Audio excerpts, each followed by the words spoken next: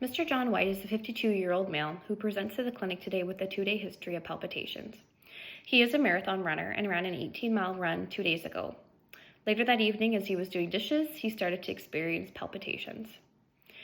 Normally, he's had palpitations in the past that have occurred 1 or 2 beats every few weeks and gone away on their own.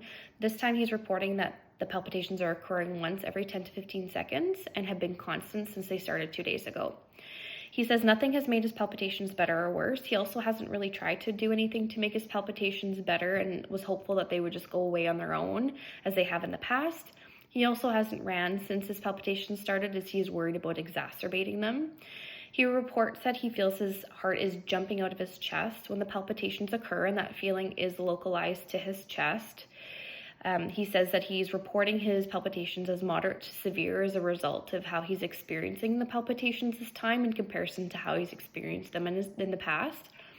He denies feeling any chest pain, jaw pain, or pain radiating down his arm. He denies having any shortness of breath, diaphoresis, swelling to his extremities. He denies feeling weakness, lightheadedness, any loss of consciousness, or fatigue, or dizziness since his palpitations started. He also denies any of those symptoms at present, and he also denies having any of those symptoms while he runs. Normally, he states when he runs, he feels great and doesn't have any other symptoms. He is worried that he does have a heart condition. Generally, he does feel that he is doing well otherwise, other than the palpitations, and he is feeling a little anxious as a result of that. He denies any headache. He doesn't have any fever or chills or any recent illnesses. He doesn't have any numbness or tingling to his extremities. He does report that his appetite has been normal. He has no changes to his bowel habits, although he does sometimes have an issue taking in enough water, especially on days where he's active. Sometimes he just doesn't drink enough water. In terms of urination, that is normal. He doesn't have any issues with that, although he does report on days like today, he does notice sometimes that his urine is a little bit more of a concentrated yellow color, especially if he's not taking in enough liquids. In terms of his musculoskeletal system, he doesn't have any muscle weakness, although he does report having occasional calf cramps that occur once or twice a week. And that has usually been a normal experience for him. In terms of his skin, he doesn't report any changes to his color or sensation to how he feels warm or cool items, no change to his moisture. In terms of his psychiatric presentation, he says that he does feel well otherwise, although in the last 2 days he is a little bit more anxious than normal, and he's attributing that to his palpitations, although he doesn't report having any additional increased stress otherwise. It doesn't feel depressed at all. He does have a health history of anxiety, and that is his only diagnosis, to which he has been prescribed escitalopram. He was prescribed that 2 months ago, and to which he does feel it has been effective at controlling his anxiety. He also is on omega-3, vitamin C, and vitamin D. He doesn't have any congenital anomalies. He doesn't have any cardiac history otherwise. He has had no surgeries or procedures done.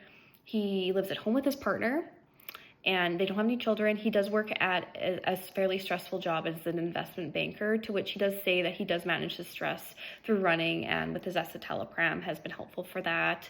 He says that he doesn't use any recreational drugs, no smoking marijuana or cigarettes. He does drink the occasional glass of wine, usually on Saturdays is the only time. He'll drink alcohol. He does drink caffeine. He has 1 cup of coffee in the morning.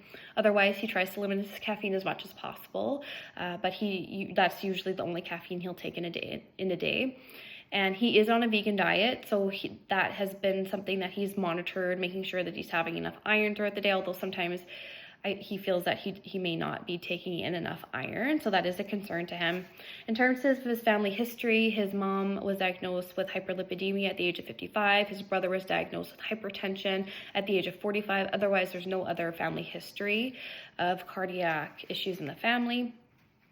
On assessment, he walked into the clinic independently, non-distressed. He's alert and oriented ×3. He has good mood affect. When I was talking to him, I did notice a little bit of fidgeting, so I'm attributing that to a little bit of anxiety that he's feeling right now.